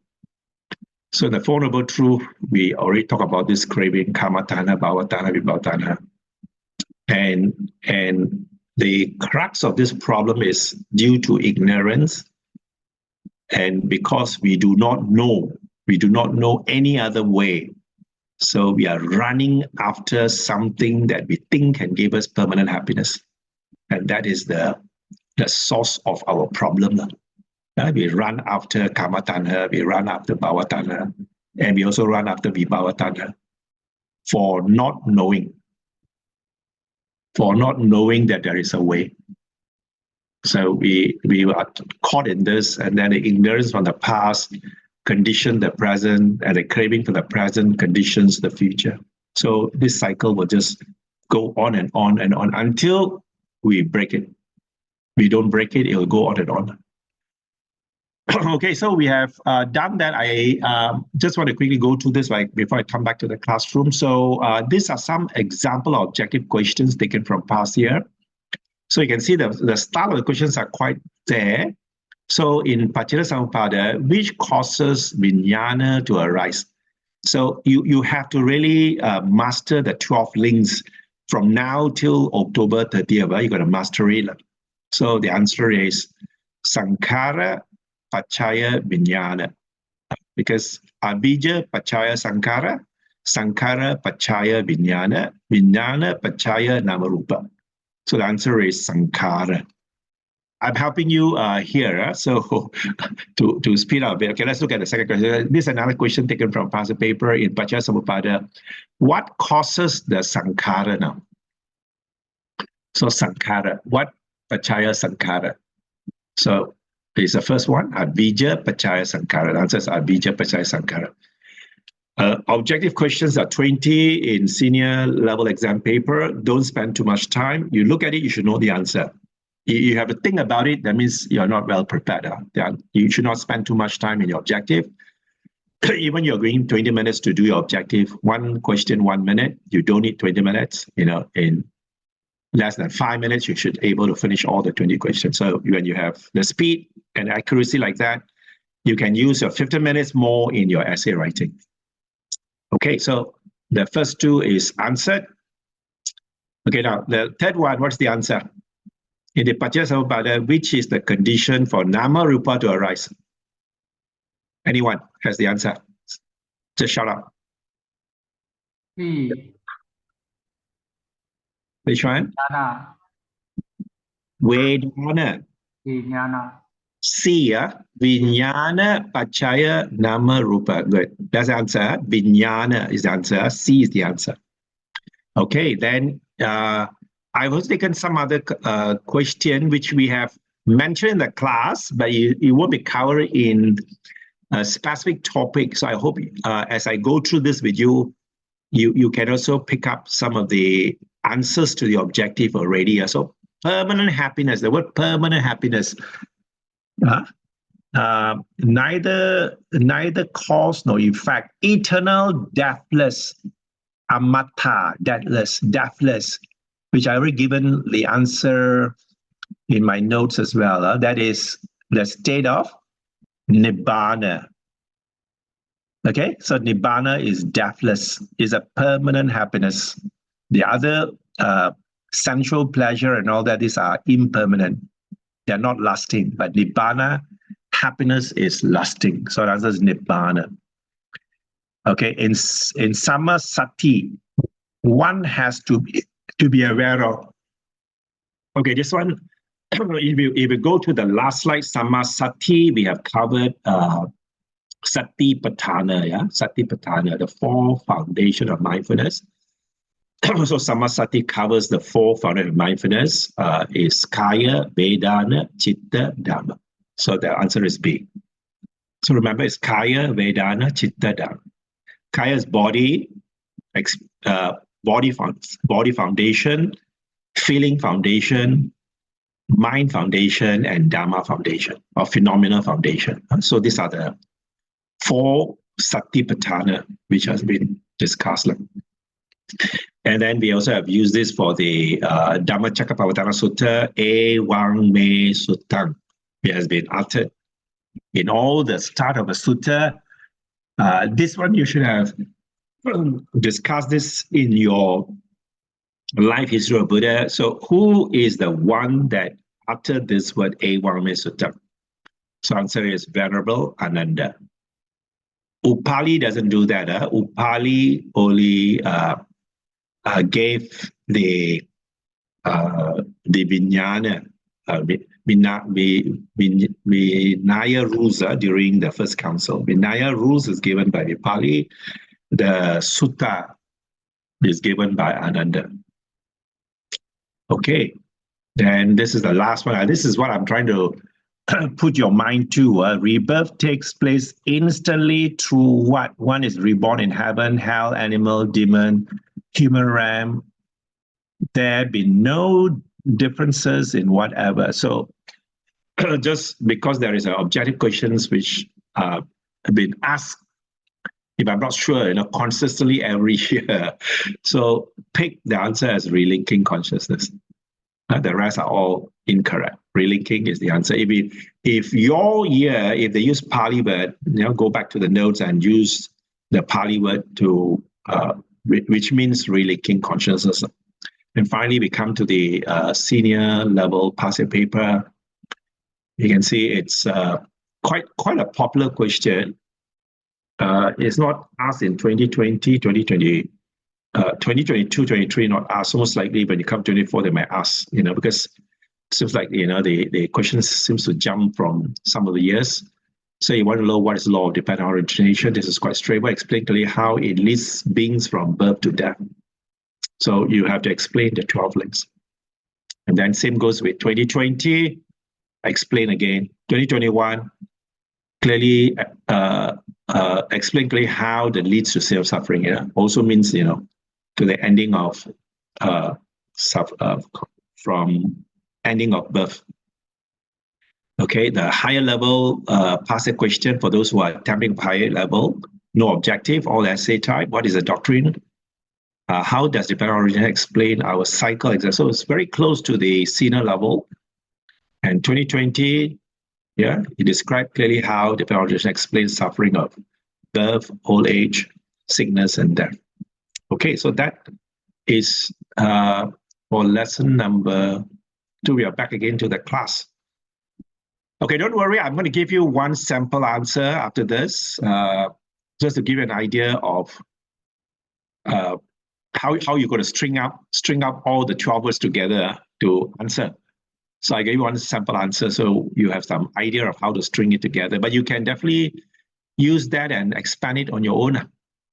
Okay, so any question from lesson number 2?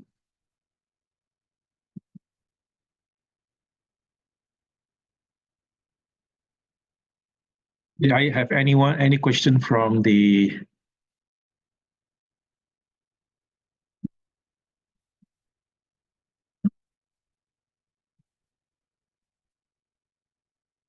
Is this been answered? So, Brother Kevin, do you think that cleaning yourself, Sakaya DT, self-view factor? Have you answered that? Say again. No, there's somebody asking you, Tan CC asking a question. Do you think that clinging to self doctrine is Sakaya DT, self-view factor?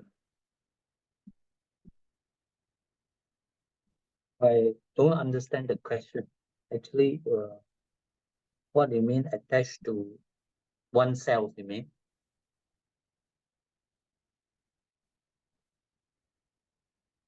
Okay,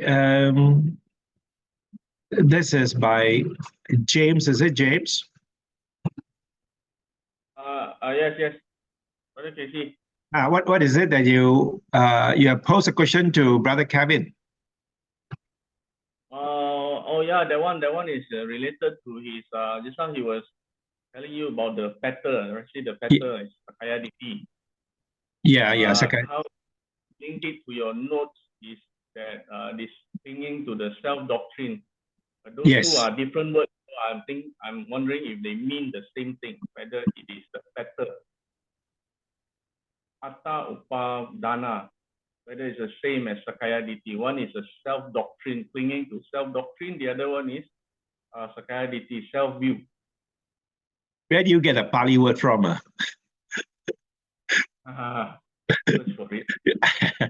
So atta, we are using the word anatta, So atta means is the self, the the Brahmins then, in fact, not only Brahmins, many other sectarian groups believe there is a self. There's a self, a permanent self that is not changing. And the permanent self moves from life to life. That's what in my upadana means, clinging on to the self. There is a school that believe that they cling on, that the self is permanent and is moving from life to life. So which the Buddha do not agree. So the Buddha came up with the teaching of anatta. Yeah, there is really nothing that is permanent in us. There is nothing permanent. So the way that the Buddha explained uses Paccita Samuppada, that everything arises due to causes and conditions.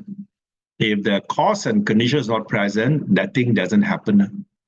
So why there is a need? Why there is us becoming? Because of craving. The cause of craving becoming. The Pono Bhavika. So he doesn't explain that there is a self that moves from life to life.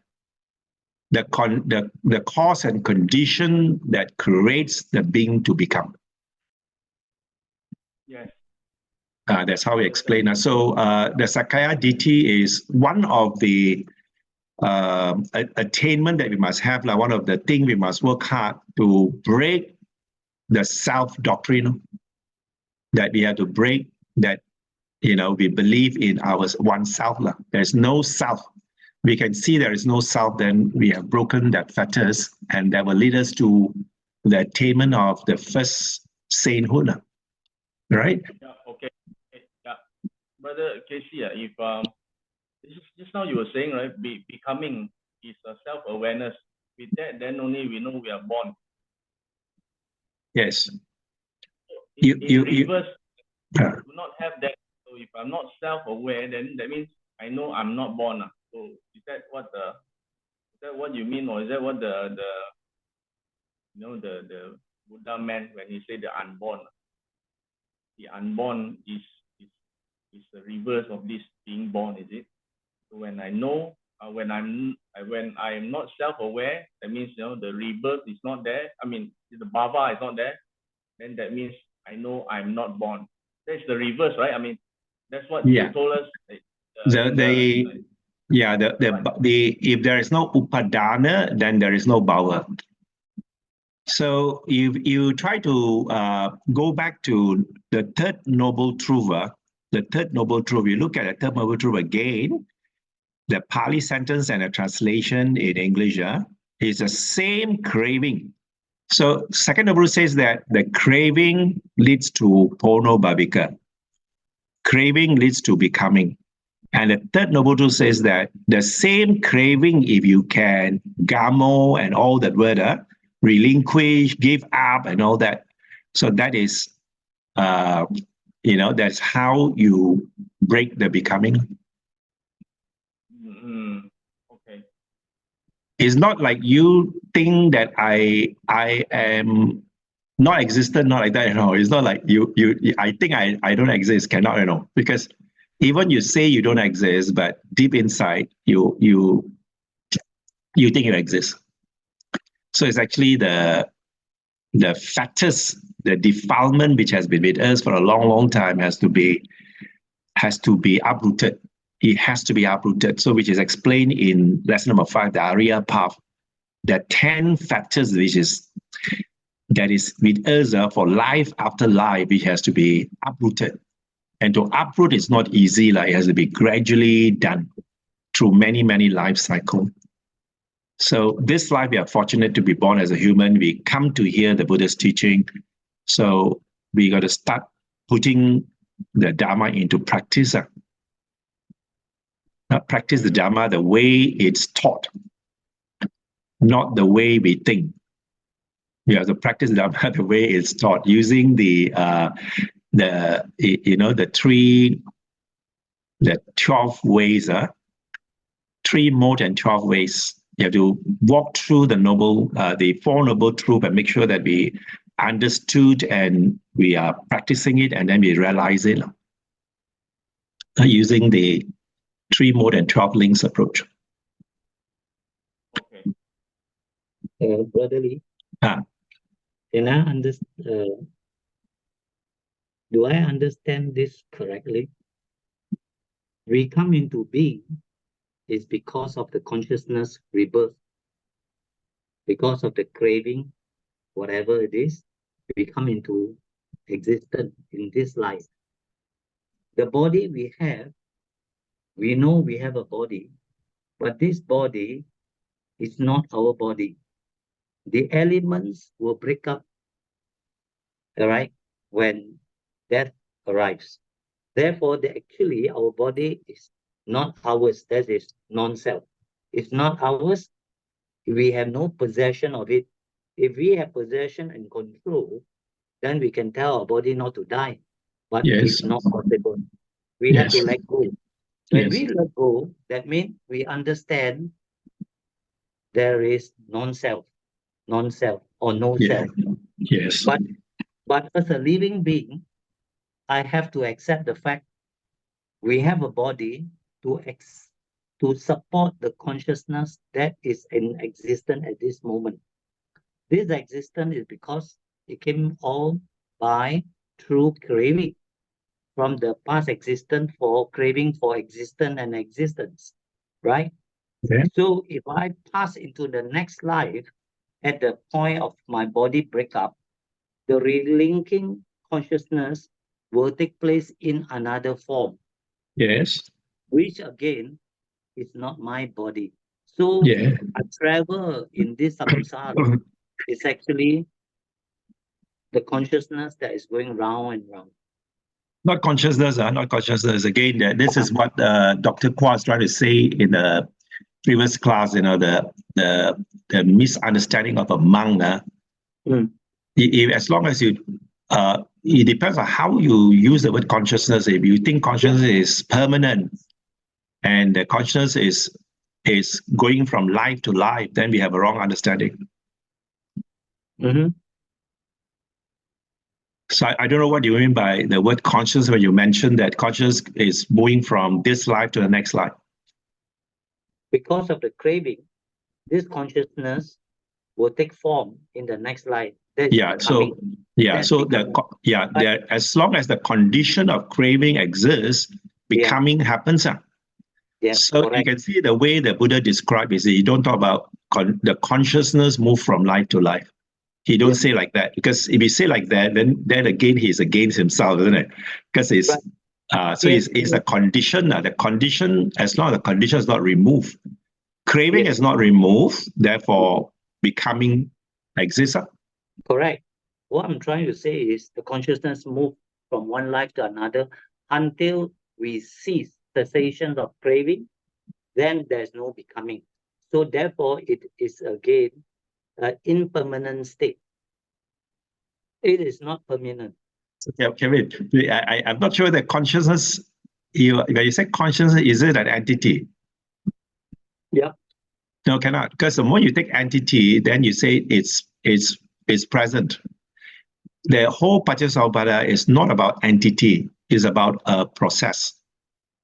There is no entity. Don't think in entity form. When you take entity, means it occupies space and time.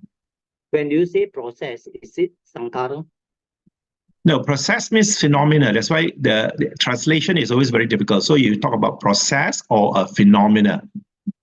Phenomena means it's an activity. It's just an activity, not an entity. Oh.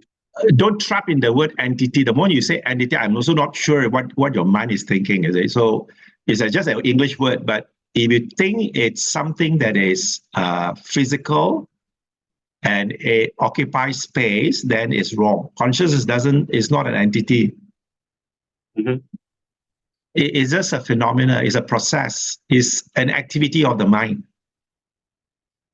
It's energy, like another way of saying, they made the closest we can use is energy. So you cannot say energy can be packed in some way, right? You can't. So it's just the right condition, the activity comes to be. Just like, energy. I think it's just like the simile they use is like a match of fire, When you strike it, there's fire. Fire is an activity. Fire is not an entity. Match is like your body. Okay. Thank you. Okay. JH, can you help to explain your short formula? What I understand is, because when we talk about an object, then we thought that it's something permanent. So if it's an object, we tend to think that this is a permanent consciousness, permanent self, or some sort of things that can move from one life to another life. Whereas when we look at it as a process, that is just like what Brother Casey mentioned just now, causal effect. That means because of this cause, that results to another effect. So that is the process. So there's no fixed, rigid object that move from one place to another place, but it's a condition that causes something to arise because of the presence of the preceding items. So it is a continuous change. So when you say process, it's always, so if you use it as a verb, then you see that it's a continuous changing. For example, when we walk, I mean, literally we thought that walking is just one item, but actually if you look at it, there is a continuous process, it doesn't stay in one place.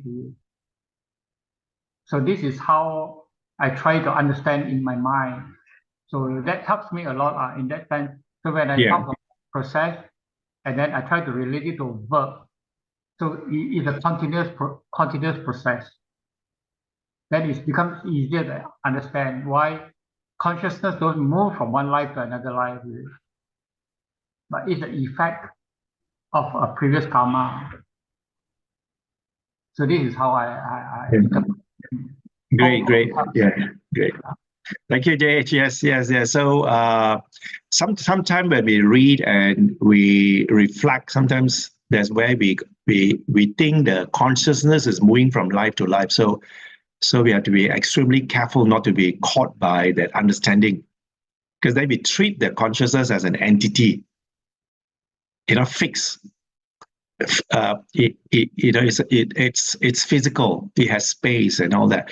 So maybe Brother Kevin, maybe when you construct your sentence, you try to avoid. So when you mindfully avoid that entity kind of belief, then you're all right, you're all right. So you won't say that consciousness is born. No. It is an activity, is a process, it's all cause and effect. So when the condition is present, you cannot stop it from not arising, because the condition is present, it will arise.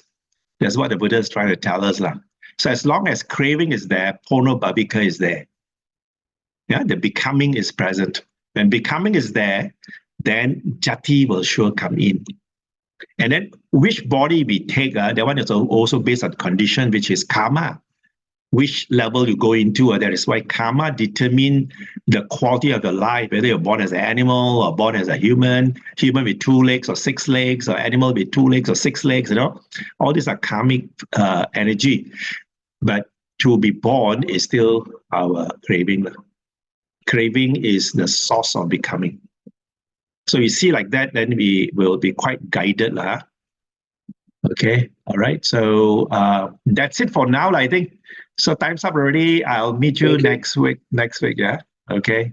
Thank you very much. Bye-bye.